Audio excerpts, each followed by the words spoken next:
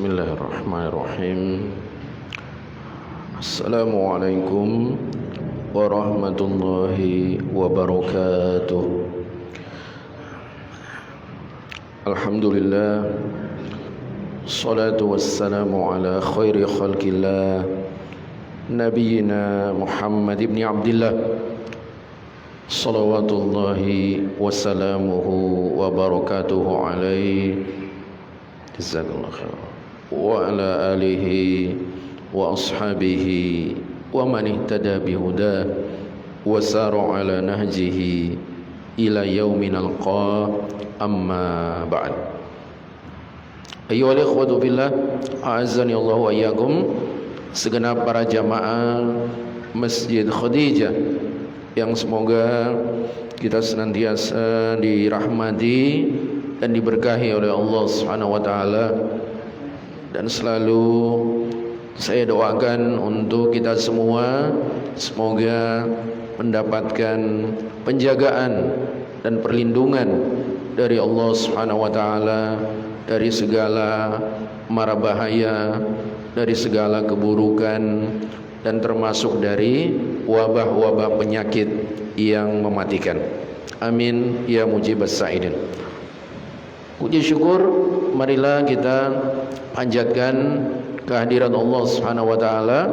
Di kesempatan malam ini kita akan lanjutkan kembali kajian kitab Fiqhul Asma'il Husna, Fikih Asma'ul Husna, upaya seorang hamba untuk menyelami dalamnya samudra makna dan kandungan nama-nama Allah Subhanahu wa taala yang terindah. Buah karya dari Fadilatul Syekh Profesor Dr. Abdul Razak Ibn Abdul Muhsin Al-Abbad Al-Badr hafizahumullah taala. Baik jamaah sekalian, azanillahu wa iyyakum, masih kita sambung pembahasan yang ke-74, yaitu nama Allah Subhanahu wa taala Al-Qabil Al-Basit. Allah Maha melapangkan dan Allah Maha menyempitkan. Ya, masih seputar kedua nama ini. Ayo kita lanjutkan.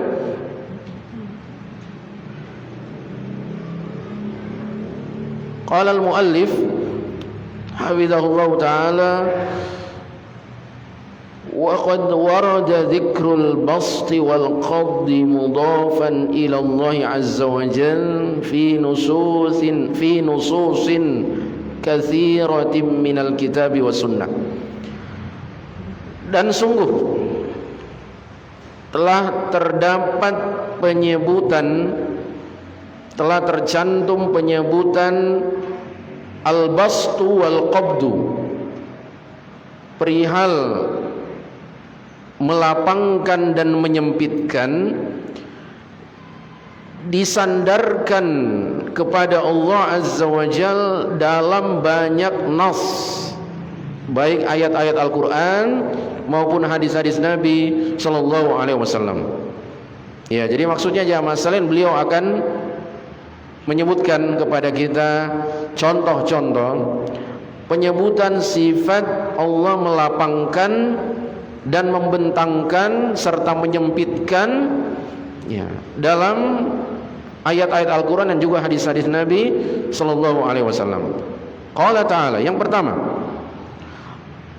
Allah berfirman di dalam surat Ar-Ra'd ayat 26, Allahu yabsutur rizqa liman yasha'u wa yaqdir wa farihu bil hayatid dunya wa mal hayatud dunya fil akhirati illa mata'. Artinya, Allah yang melapangkan dan menyempitkan rezeki bagi siapa yang Dia kehendaki. Ya, jadi urusan lapangnya rezeki seorang hamba atau sempitnya rezeki seorang hamba itu mutlak hanya di tangan Allah Subhanahu wa taala. Walaupun nanti penjelasan beliau kita tetap harus berusaha supaya lapang rezeki kita, jangan sempit. Ya, sama ini semua pembahasan takdir seperti itu. Walaupun semuanya diatur oleh Allah tentang lapang atau sempitnya rezeki seorang hamba, namun kita dituntut untuk berusaha, berikhtiar. Nah, dan mereka, lanjutan terjemahan ayatnya, dan mereka merasa bergembira dengan kehidupan dunia, padahal kehidupan dunia itu dibandingkan kehidupan akhirat tidak lain hanyalah kesenangan yang sementara atau sedikit. Ar-Ra'd ayat 26. Ya, maka di sini disebutkan di ayat ini dua sifat Allah Subhanahu wa taala, yabsutu ar-rizqa, melapangkan rezeki. Allah yang melapangkan rezeki, membentangkan rezeki.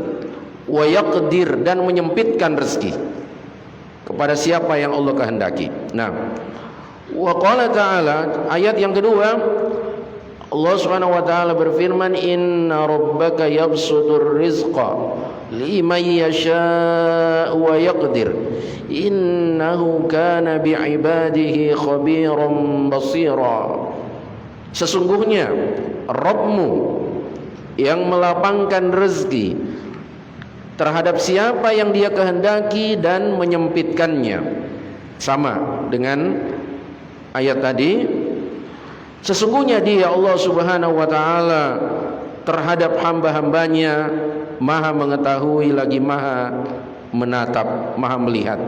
Surat Al-Isra ayat 30. Ya, sama ya bunyi ayat ini dengan ayat yang tadi tentang sifat Allah Subhanahu wa taala melapangkan rezeki dan menyempitkannya kepada siapa yang Dia kehendaki. Wa qala ta'ala, dan Allah Subhanahu wa taala berfirman, ada surat Saba ayat 36. Surat Saba ayat 36, Qul inna rabbi yabsutur rizqa liman yasha'u wa yaqdir walakinna aktsaran nasi la ya'lamun. Katakanlah Muhammad, sesungguhnya Rabbku yang melapangkan rezeki kepada siapa yang Dia kehendaki dan menyempitkannya, akan tetapi kebanyakan manusia tidak mengetahui. Nah, banyak manusia yang tidak menyadari, tidak memahami. Ya, dikiranya lapang rezekinya seseorang ditentukan oleh misalnya ya hanya usaha manusia. Ya. Hanya kerja, hanya aturan pemerintah misalnya, kebijakan negara. Dia tidak tahu bahwasanya Allah Subhanahu wa taala lah yang melapangkan rezeki dan menyempitkan rezeki siapa yang Dia kehendaki. Tadi surat Saba ayat 36. Wa qala ta'ala, dan Allah Subhanahu wa taala berfirman, ini ayat yang keempat, Qul inna rabbi yabsutur rizqa liman yasha'u min ibadihi wa yaqdiru lah wa ma anfaqtum min syai'in fahuwa yukhlifu wa huwa khairur raziqin. Saba, surat Saba sama dengan ayat yang sebelumnya, ayat 39. Yang sebelumnya ayat 36. Katakanlah Muhammad, sesungguhnya Rabbku yang membentangkan rezeki dan menyempitkannya kepada siapa yang Dia kehendaki dari hamba-hambanya. Wallahu alam, ikhwafillah. Begitu banyaknya ayat-ayat yang semakna, ya, redaksinya hampir sama, hanya terdapat sedikit perbedaan. Mungkin ikhwafillah, ya, karena salah satu persoalan besar yang dihadapi oleh manusia sepanjang masa adalah persoalan rezeki. Ya, banyak yang hancur-hancuran hidupnya, porak-poranda hidupnya, bahkan juga rusak agamanya, rusak akidahnya, itu gara-gara mencari sesuap nasi. Nah, sampai pesugihan misalnya. Ya, ada orang yang sampai pesugihan hanya untuk, ya, alasannya ekonomi. Bahkan seperti yang sudah kita lewati pembahasannya, ada yang terjerumus ke dalam dosa maksiat, menghinakan dirinya, merendahkan kemuliaan dirinya, kehormatan dirinya. Alasannya kalau ditanya urusan perut, ekonomi. Nah, mungkin inilah alasannya kenapa kemudian ayat-ayat seperti ini terulang, ya, dengan hampir sama redaksinya, hanya berbeda sedikit. Mungkin tujuannya untuk mengingatkan kita bahwa yang pertama dan yang utama dalam kita mencari rezeki, mengais rezeki, atau juga ada yang mengistilahkan menjemput rezeki, adalah akidah. Tauhid dulu kita perbaiki. Bahwasanya Allah Subhanahu wa taala lah yang mengatur rezeki hambanya. Perihal melapangkan, menyempitkan, itu semua di tangan Allah Subhanahu wa taala. Nah, kita lanjutkan ahibati fillah ayat yang kelima. Wa qala ta'ala bal yadahu mabsutatani yunfiqu kaifa yasha. Bal yadahu mabsutatani yunfiqu kaifa yasha. Allah berfirman, bahkan kedua tangan Allah itu terbuka, terbentang. Dia melimpahkan rezeki kepada siapa yang Dia kehendaki. Surat Al-Maidah ayat 64. Surat Al-Maidah ayat 64. Ini ayat yang terakhir yang dicantumkan oleh Syekh. Dan ini ayat ikhwafillah, ya, dalil tentang Allah Subhanahu wa taala memiliki dua tangan. Bal yadahu mabsutatan. Ya, kedua tangan Allah terbentang.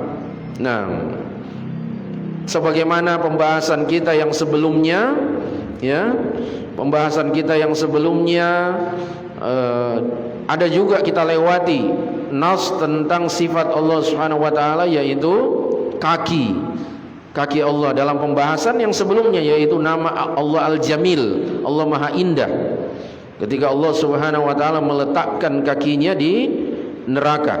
Nah, itu dalil tentang Allah memiliki kaki. Nah, sekarang ada ayat yang dibawakan oleh beliau hafizahullah tentang dalil Allah Subhanahu wa taala memiliki dua tangan. Dan sama metodologi kaum salaf yang kita terapkan, yaitu kita mengimaninya apa adanya, tidak mentahrif, menyelewengkan maknanya, mentakwil, tidak juga, ya, menyerupakan tamsil dengan makhluknya, tidak juga meniadakan ta'til, ya, dan tidak juga takyif, mempertanyakan bagaimananya. Nah, itu akidah Ahlussunnah wal Jamaah, akidah as-salafis saleh tentang sifat-sifat Allah Subhanahu wa taala. Dan ayat ini ikhwatillah jamaah sekalian adalah bantahan kepada orang-orang Yahudi yang di sebelumnya. Orang-orang Yahudi di ayat, kalau kita baca ayatnya secara lengkap, wa qalatil yahudu yadullahi maghlulah. Orang-orang Yahudi mengatakan Allah itu, tangan Allah itu terbelenggu. Ya. Mereka begitu, inilah begitu jahatnya orang Yahudi, ya. Nah, hampir semua sisi-sisi dan aspek kehidupan mereka sangat-sangat jahat. Ya, mulai dari masalah akidah sampai masalah muamalah, mereka sangat jahat, mereka sangat licik. Dan mereka sangat keras permusuhannya kepada umat Islam. Dalam masalah akidah ini contohnya, mereka, ya, sangat-sangat lancang sekali dibandingkan dengan kaum Nasara. Yahudi ini sangat-sangat lancang, sangat kurang ajar, tidak beradab kepada Allah Subhanahu wa taala. Seenaknya saja mereka merubah-rubah ayat-ayat Allah Subhanahu wa taala. Ya. Nah, ini salah satunya, mereka begitu lancangnya mengatakan yadullahi maghlulah, tangan Allah itu terbelenggu. Ya, artinya Allah fakir, Allah miskin. Ya, Allah tidak melapangkan rezekinya. Nah, turun sanggahannya di lanjutan ayat ini, bal yadahu mabsutatan. Justru kedua tangan Allah itu senantiasa terbuka, terbentang. Ya, yunfiqu kaifa yasha, dia memberi nafkah, memberikan rezeki bagaimana cara yang Allah kehendaki. Kita tidak tahu caranya. Ada orang dapat rezeki dari arah yang tidak dia sangka-sangka. Nah, tidak dia usahakan. Dia tidak perlu bersusah payah.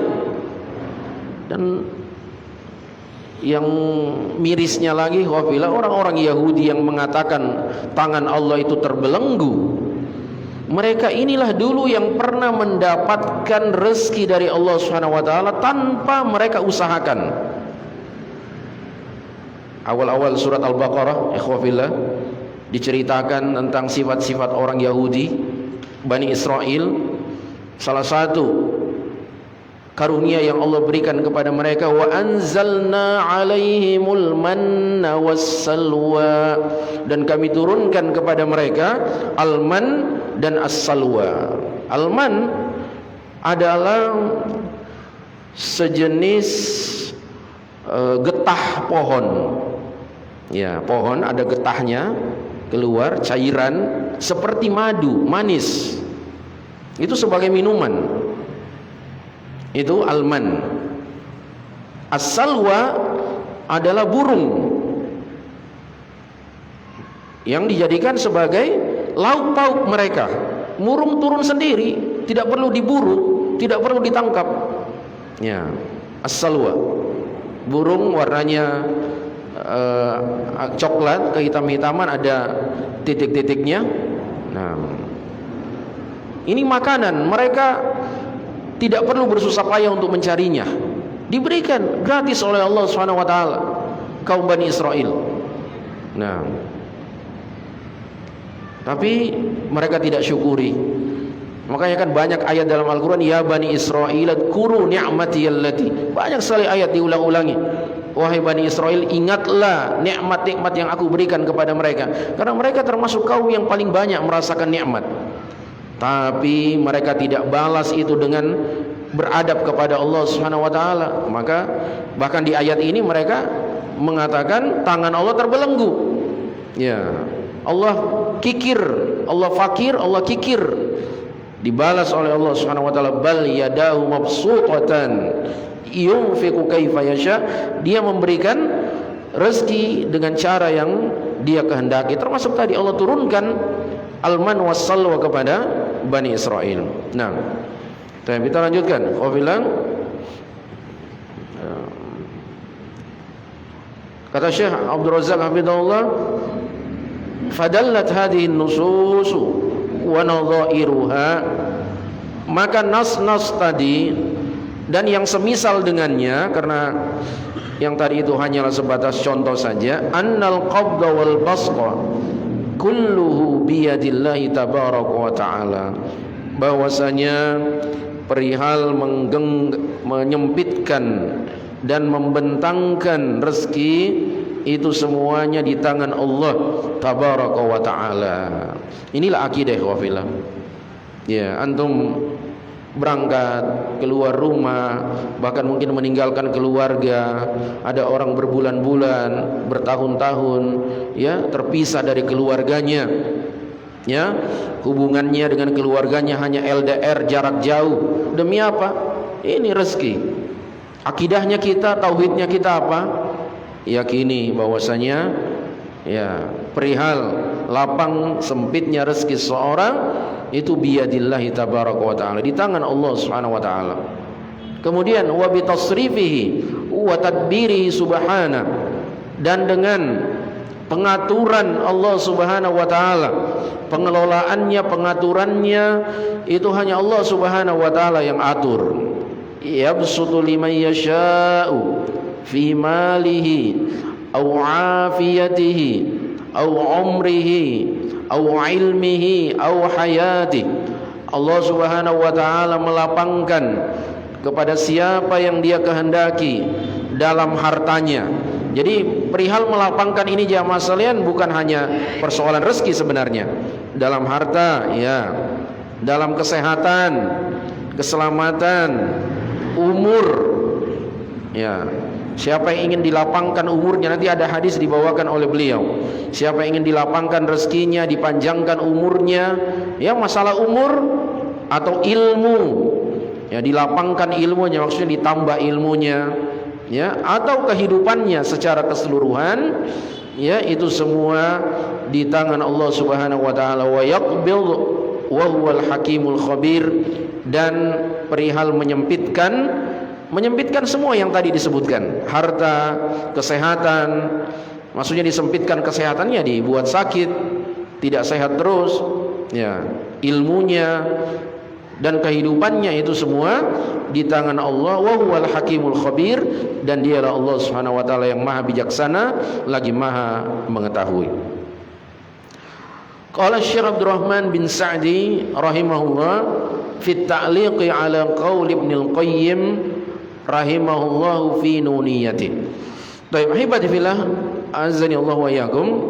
Selanjutnya Syekh menukilkan di sini perkataan Syekh Abdurrahman bin Sa'di atau Syekh Abdurrahman As-Sa'di rahimahullah, komentar beliau, ta'liq, komentar beliau terhadap perkataan Al-Imam Ibnu Al-Qayyim rahimahullahu taala dalam qasidah nuniyah beliau.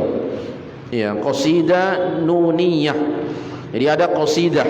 Qasidah di sini bukan lagu-lagu ya seperti yang terkenal di masyarakat kita, tapi dia adalah syair-syair, kumpulan syair-syair tentang akidah, dan semuanya berakhiran huruf nun. Makanya disebut nuniyah. Nuniyah. Karangan Al-Imam Ibnu Qayyim rahimahullahu taala.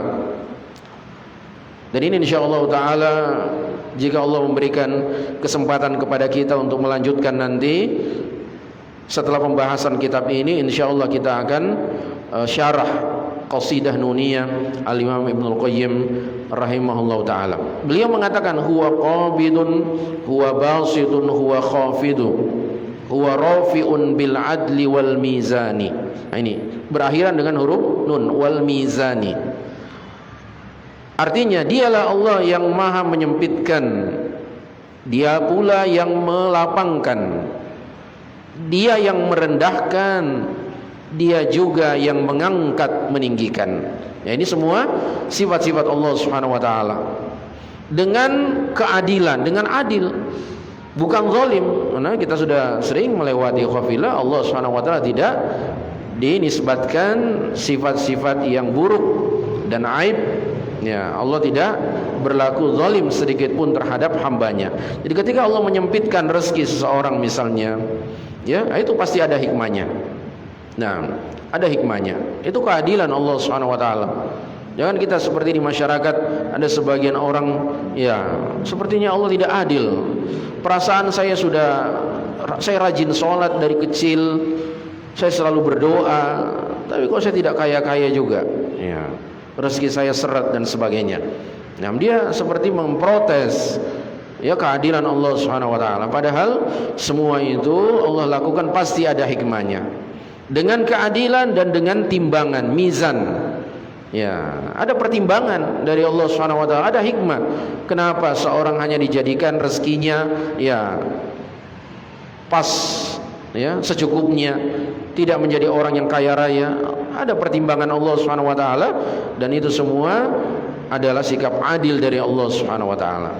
Nah, Syekh Abdurrahman As-Sa'di ketika mengomentari qasidah Imam Ibnu Qayyim ini, beliau mengatakan yakni annahul qabidu lil arzaqi wal arwahi wan nufus. Allah Subhanahu wa taala dialah yang menyempitkan rezeki, roh, nyawa.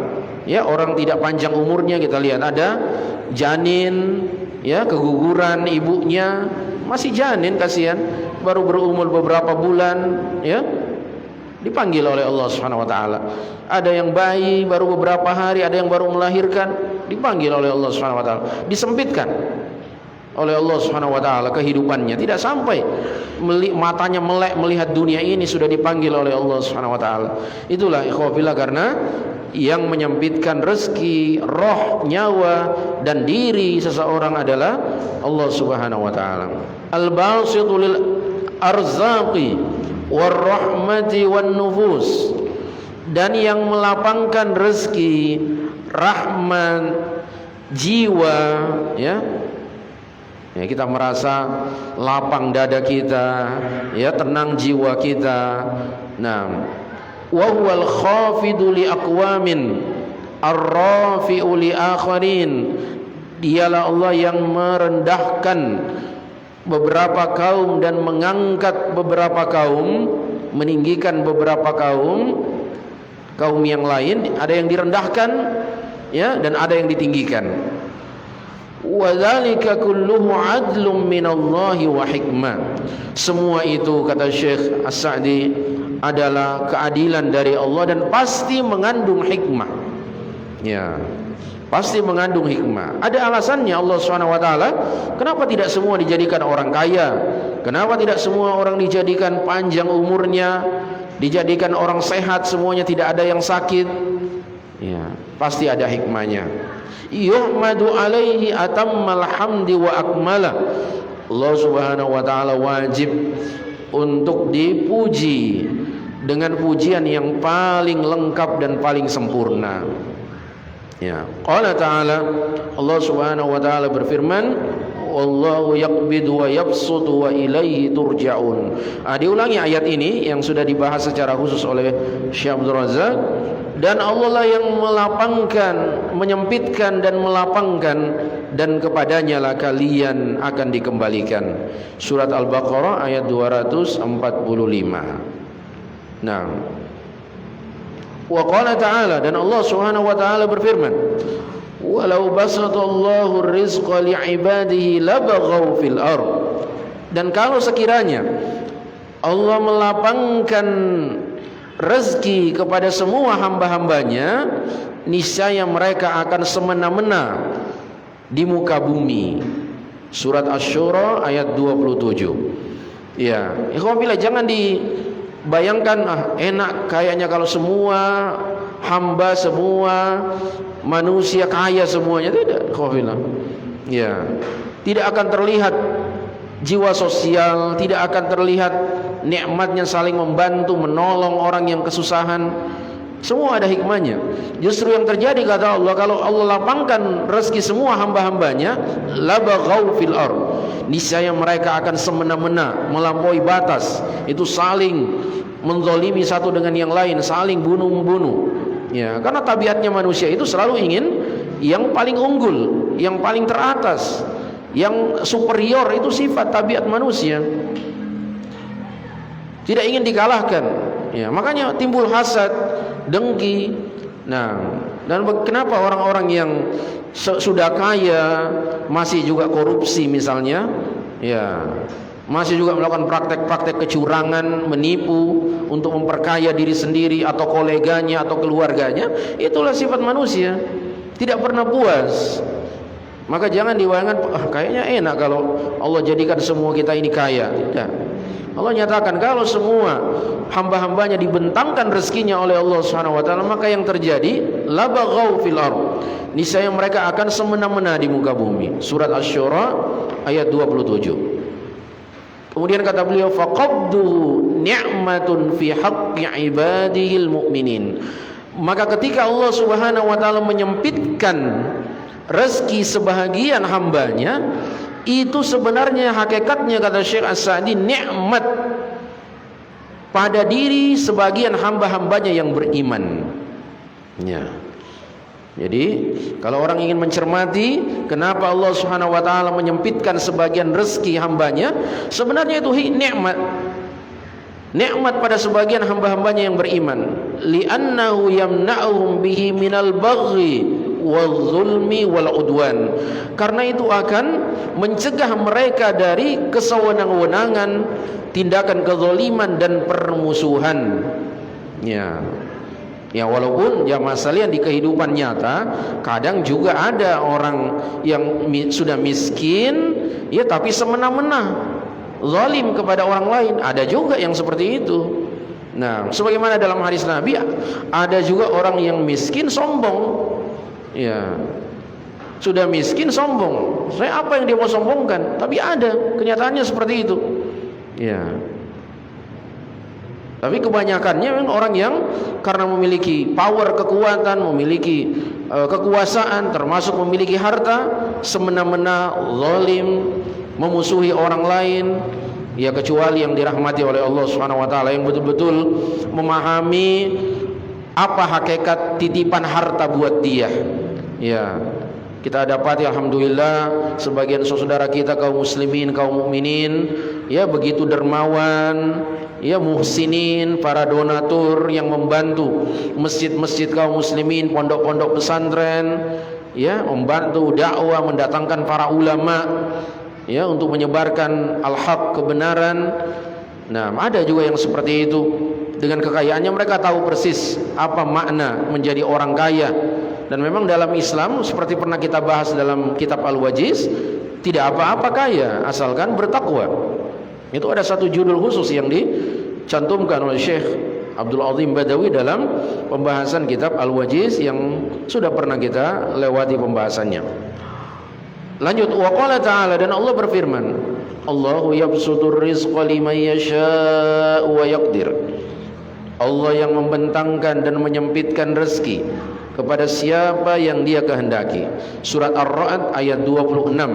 Ini tadi sudah disebutkan oleh Syekh Abdul Razak hafizahullah. Wa qala ta'ala, dan Allah Subhanahu wa taala berfirman, ilaihi yas'adul kalimut thayyib wal 'amalus shalihu yarfa'u. Kepada Allah lah naik kalimat yang baik dan amal soleh diangkatnya. Surat Fatir ayat 10. Ya, ini berganti topik ikhwafillah. Kalau sebelumnya dalil-dalil yang disebutkan Syekh As-Sa'di adalah tentang sifat Allah membentangkan, melapangkan dan menyempitkan. Kemudian beliau cantumkan juga dalil-dalil Allah itu mengangkat dan merendahkan. Ya, ini dalil Allah itu mengangkat sesuatu, meninggikan sesuatu. Di antaranya yang disebutkan di ayat ini al-kalimut thayyib, ucapan-ucapan yang baik, segala amal soleh seorang hamba naik, diangkat ke hadapan Allah Subhanahu wa taala, seperti puasa Senin Kamis. Nah, diangkat kepada Allah Subhanahu wa taala. Surat Fatir ayat 10. Wa qala ta'ala, dan Allah berfirman, barrafa'ahu Allahu ilaihi wa kana Allahu azizan hakima. Justru Allah Subhanahu wa taala mengangkat dia kepadanya, dan Allah Maha perkasa lagi Maha bijaksana. Surat An-Nisa ayat 158. Ini kisah Nabi Isa alaihissalam. Ya, ini Nabi Isa alaihissalam. Keyakinan kita umat Islam, akidah Al-Quran, Nabi Isa itu masih hidup di langit, ya, belum meninggal, hidup di langit, ya, dengan hakikat hanya Allah Subhanahu wa taala yang tahu kehidupan beliau. Allah yang mengangkat beliau. Orang-orang Nasara menganggap, ya, mereka telah orang-orang Yahudi telah membunuh Nabi Isa, menyalib Nabi Isa. Nah, itu semua adalah dusta, kebohongan yang nyata. Allah menyatakan dalam Al-Quran, barrafa'ahu Allahu ilaih, bahkan Allah lah yang mengangkat Nabi Isa kepadanya. Nah, ini sifat Allah mengangkat, merendahkan, ya, meninggikan, itu adalah sifat Allah Subhanahu wa taala. Surat An-Nisa ayat 158. Berikutnya, wa in kana Allah taala huwal qabidul basidul khafidul rafi'u qadran wa qada'an. Nah, ini ikhwafillah. Insyaallah, ya, kita sudah paham. Dan mudah-mudahan dengan pembahasan ini kita sudah mantap akidah kita tentang rezeki. Lapangnya rezeki kita, sempitnya rezeki kita, ya, sulitnya mencari pekerjaan, mudahnya mencari pekerjaan. Ya, ada orang pekerjaannya dengan gaji besar, ada yang gajinya pas-pasan. Kita sudah diajarkan akidah, semua itu biyadillahi tabaraka wa ta'ala. Allah yang atur, di tangan Allah Subhanahu wa ta'ala. Terus apa konsekuensinya?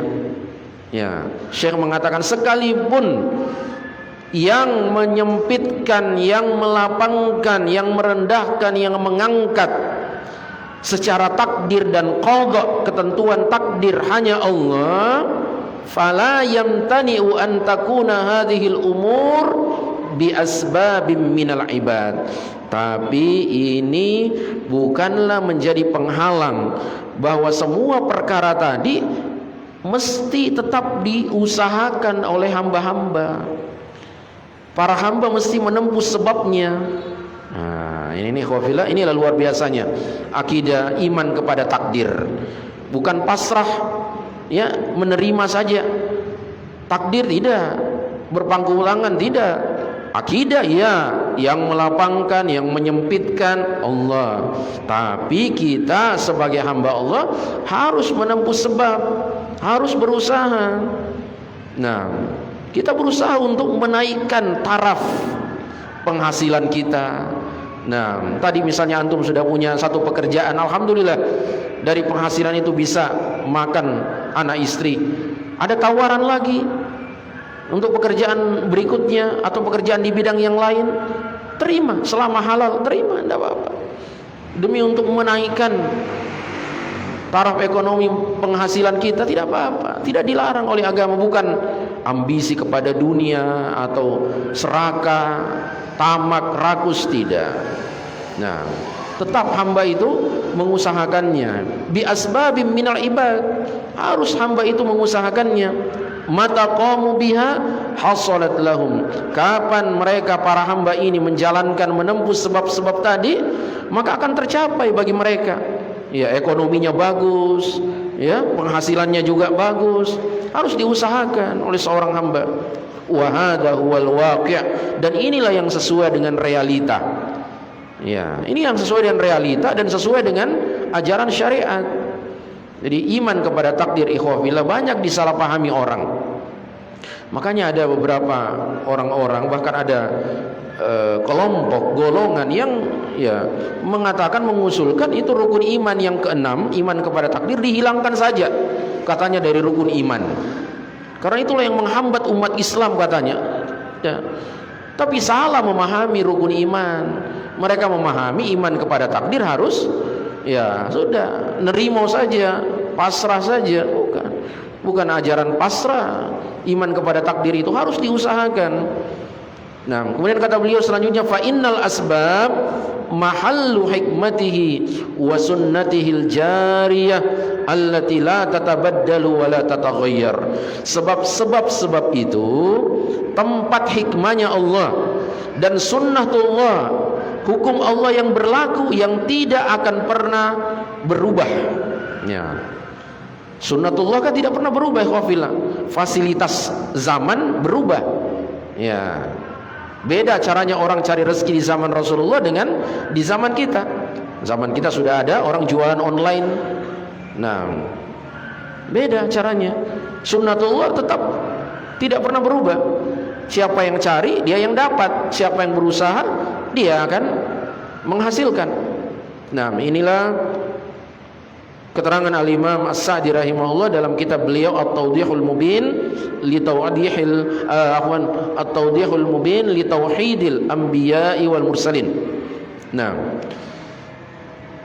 kemudian waqad jama'a baina hadainil amrayn fi qawlihi atau waqad jumi'a baina hadainil amrayn fi qawlihi sallallahu alaihi wasallam. Ini Syekh Abdul Razak hafizahullah ingin memperjelas masalah ini, khawafillah, supaya kita semakin jelas memahami masalah takdir, khususnya masalah rezeki. Beliau mengatakan kedua perkara ini, ya, masalah ada yang dilapangkan, disempitkan, ya, termasuk juga masalah rezeki, masalah umur. Dua perkara ini telah disatukan dalam sabda Nabi sallallahu alaihi wasallam. Apa itu? Hadis beliau yang berbunyi, man ahabba an yubsata lahu fi rizqih. Siapa yang suka rezekinya dilapangkan Allah, siapa yang mau rezekinya dilapangkan Allah, wa yunsa lahu fi umuri, dan umurnya ditambah, dipanjangkan, fal yasil rahimah, maka hendaknya dia menyambung tali silaturahimnya. Muttafaqun alaih, hadis sahih disepakati oleh Imam Bukhari dan Muslim. Siapa yang ingin dan menyenangi, menyukai, ingin rezekinya dilapangkan, ya siapa yang tidak mau? Ya, kita semua mau rezeki kita dilapangkan. Walaupun sifat Allah juga kadang menyempitkan rezeki, tapi kita semua ingin dilapangkan dan juga dipanjangkan umurnya. Ya. Maka kuncinya kata Rasulullah, falyasil rahimah, hendaknya dia menyambung tali silaturahminya. Hadis sahih disepakati Imam Bukhari dan Muslim. Hadis ini insyaallah akan kita jelaskan lebih dalam lagi, ya, karena masalah panjangnya umur sering juga menjadi rancu di masyarakat. Bagaimana kita memahami umur bisa dipanjangkan, rezeki bisa dilapangkan, padahal semuanya telah termaktub dalam Allahul Mahfud, kitab takdir, pencatat takdir. Mungkinkah umur seorang itu dipanjangkan, rezekinya dilapangkan? Nah, insyaallah taala ya kita lanjutkan di pertemuan yang akan datang. Semoga Allah Subhanahu wa taala mudahkan kita. Sampai di sini dulu ikhwah fillah. Tinggal sedikit pembahasan ini. Jadi ada kemungkinan kita nanti menyambungnya. Kita sambut pembahasan yang ke-75, nama Allah Al-Mannan. Allah yang maha melimpahkan nikmat kebaikan, insyaallah taala. Naktafi bihadzal qadar.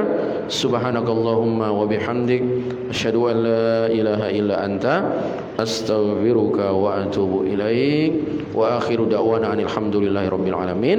Tsumma assalamu alaikum warahmatullahi wabarakatuh.